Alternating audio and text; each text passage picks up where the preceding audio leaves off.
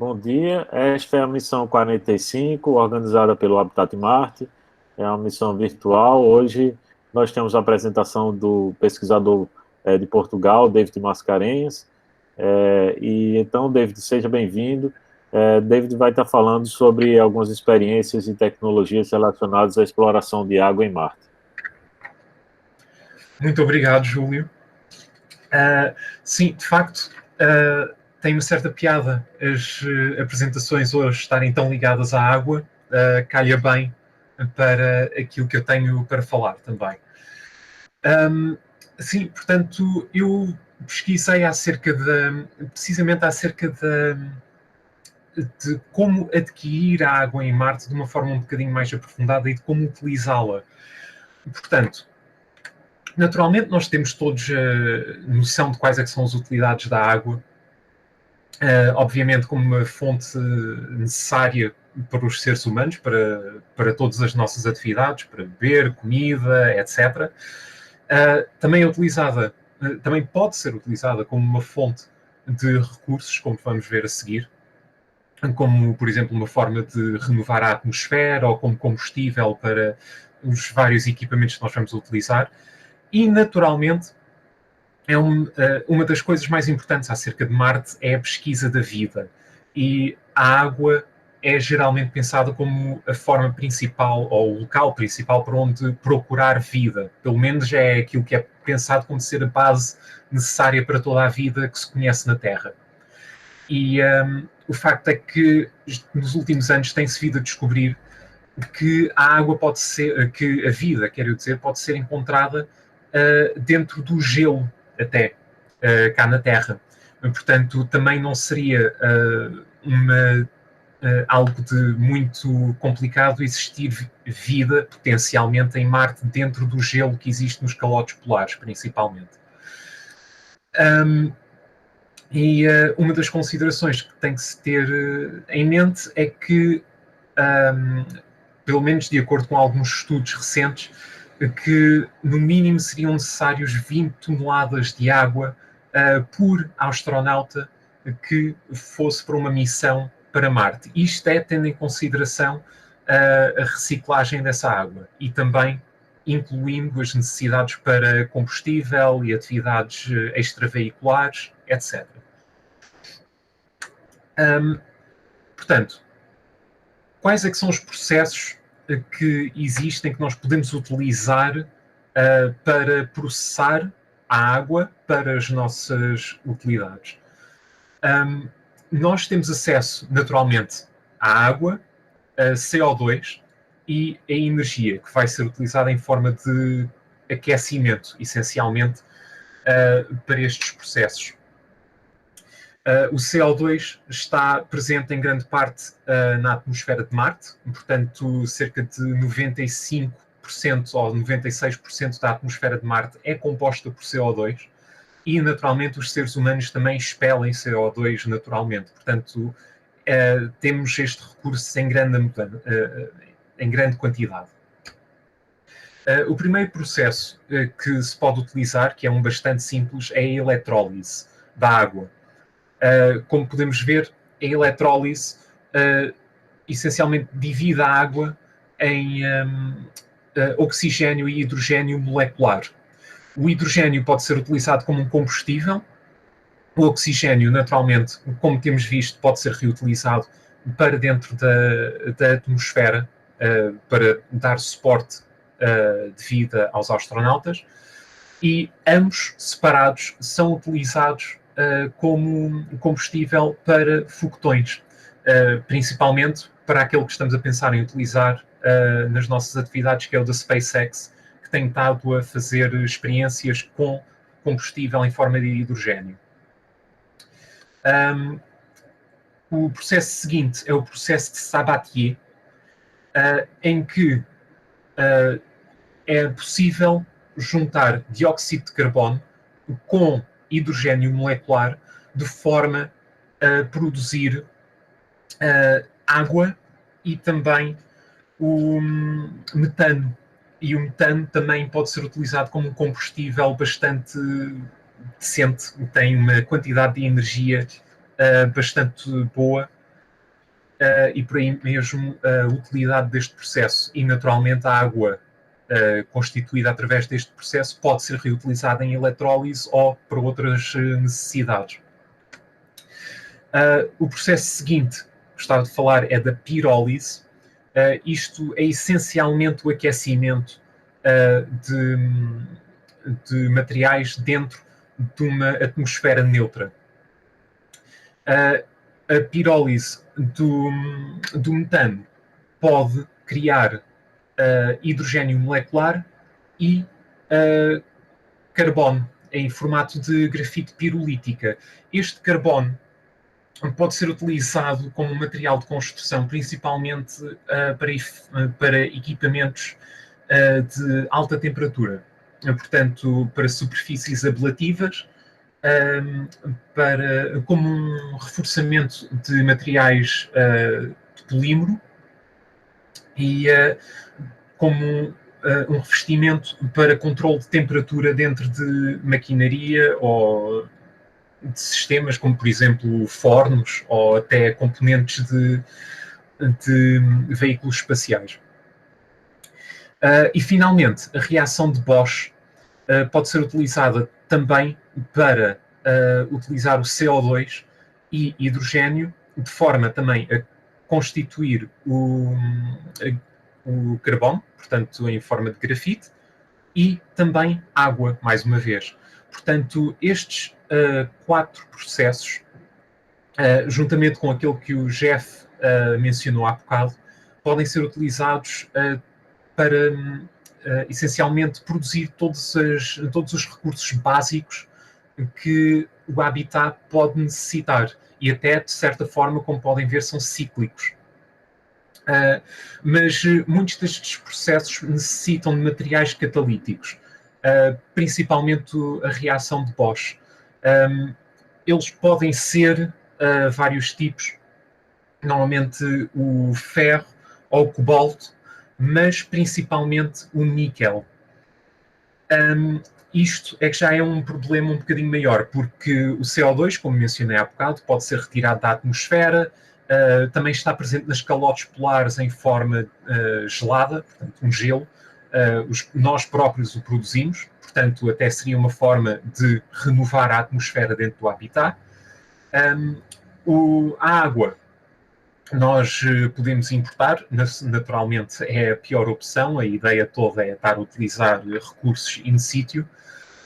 Está presente no gelo, está presente no rególito de Marte, apesar de ser de uma forma limitada, e até na própria atmosfera, apesar de retirar a água da atmosfera de Marte ser muito difícil, dado que ela é tão fininha, tão rarefeita, e o H2O não estar em quantidades assim muito grandes dentro dela.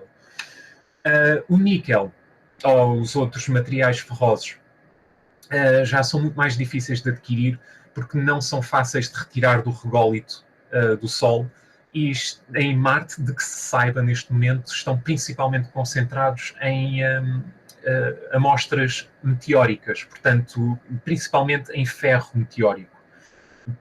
Portanto, essencialmente, para irmos buscar níquel, estaríamos a caçar meteoritos em Marte. O que por si não é muito difícil, porque Marte, devido a ter uma atmosfera muito mais rarefeita, deixa passar material meteórico para a sua superfície muito mais facilmente que a Terra, mas mesmo assim é algo que teríamos que estar à procura ativamente na superfície de Marte só para retirar uma quantidade relativamente pequena de níquel de cada amostra. Portanto, avançando, aquilo que nós temos estado a pensar principalmente é no gelo em Marte, portanto, o acesso ao gelo.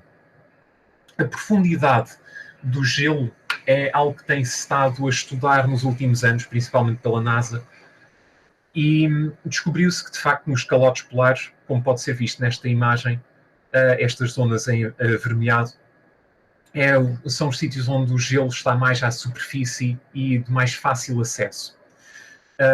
Mesmo abaixo está a cerca de 5 metros da superfície, e nas regiões equatoriais, praticamente não existe gelo perto da superfície ou de fácil acesso. Isto implica que, naturalmente, teríamos a iniciativa de pôr o habitat o mais próximo do gelo possível, portanto, necessariamente mais perto dos calotes polares, como de resto foi mencionado pelo Jeff há momentos. Portanto, daí a NASA ter pensado no plano seguinte, ou nesta região seguinte, para ter uma base marciana. Este gráfico demonstra quais é que são as profundidades a que o gelo se encontra em relação à superfície, e esta zona aqui delimitada é aquela que está proposta pela NASA neste momento para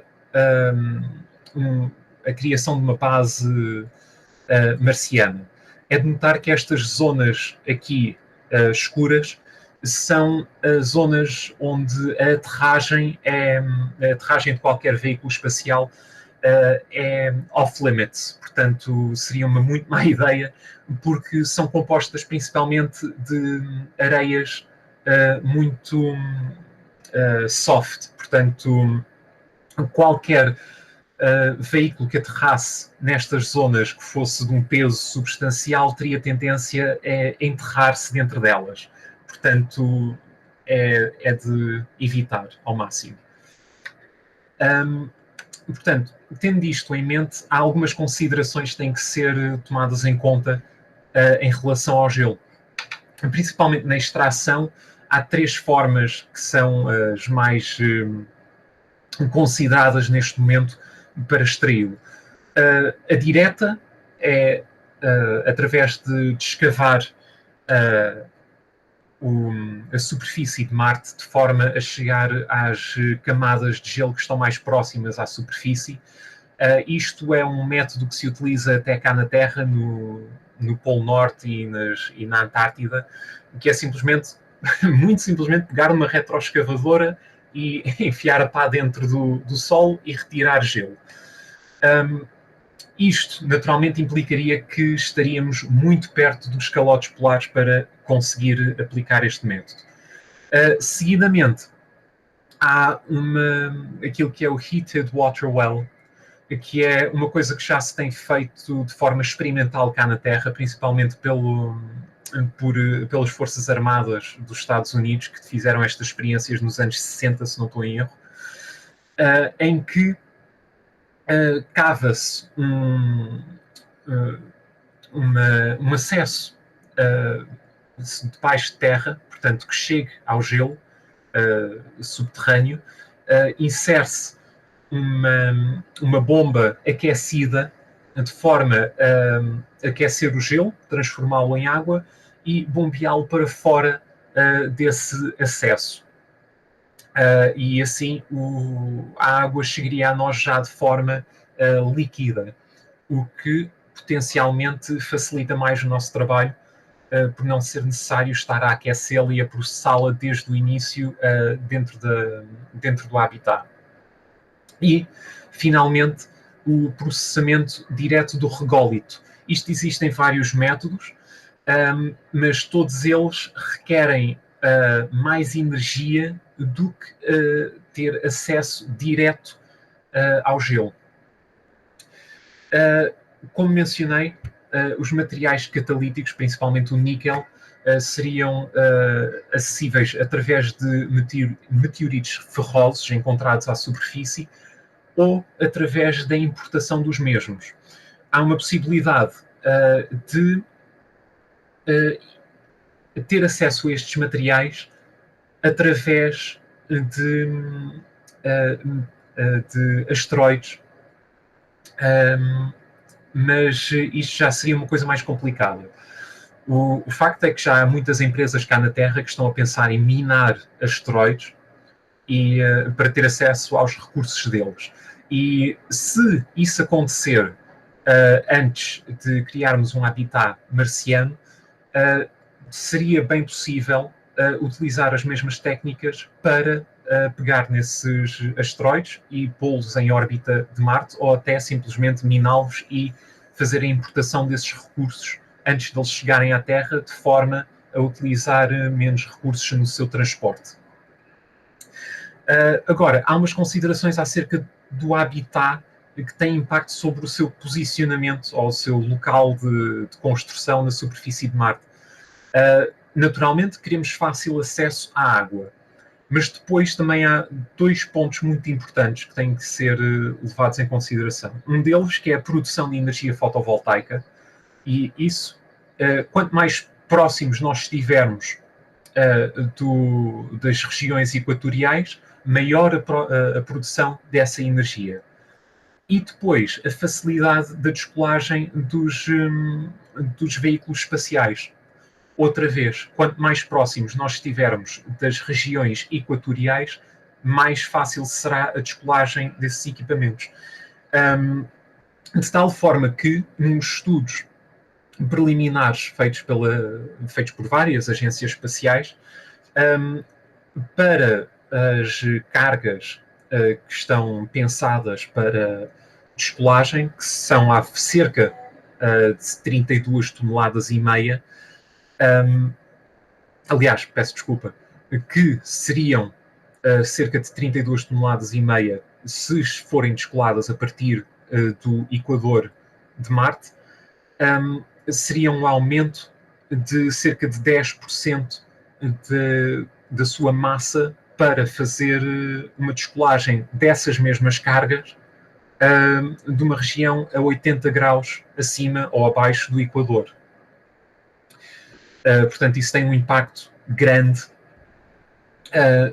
Essencialmente, isto é por causa do combustível, porque o que se faz com as descolagens no Equador é que aproveita-se a velocidade do planeta para adicionar à velocidade do aparelho. Portanto, se nós descolarmos do Equador aqui da Terra, nós temos uma vantagem de cerca de 500 km por hora sobre se estivéssemos a descolar dos polos. A mesma coisa aplica-se a Marte. Portanto, teríamos que também considerar locais alternativos para criar o nosso habitat. Principalmente, aquele que se parece mais promissor é este que está aqui a verde, que é um local onde se tem visto indícios de água temporária à superfície. Agora, esta água é muito, digamos, suja, não é pura de todo. Seria necessário efetuar purificação, dessalinização, mas seria mesmo assim de fácil acesso comparado com outras regiões onde a água estaria a profundidades muito maiores. E é essencialmente isso de que eu queria falar. Há uma consideração, finalmente, que estava no slide anterior, que é o problema de, se nós encontrarmos vida presente no gelo ou na água em Marte, o que é que vamos fazer? Porque isto é uma das razões, como mencionei há bocado, pelas quais nós vamos para Marte, é a procura de vida extraterrestre. Principalmente, esta vida estaria, de certeza, na forma de micróbios, ou microscópica, mas nós estaríamos, de qualquer forma, a ter um impacto sobre o habitat dessa vida se nós estivéssemos a retirar a água e os gelos onde está a viver. Daí nós temos de ter essa consideração. Essencialmente é um dilema não só científico, como também potencialmente ético para algumas pessoas. E aí nós teríamos que talvez explorar ainda mais a possibilidade de nós importarmos os nossos recursos de asteroides do que simplesmente estarem a buscá-los todos da superfície de Marte. E finalmente deixo-vos uma série de referências e textos que seriam bastante interessantes para explorar mais este tópico.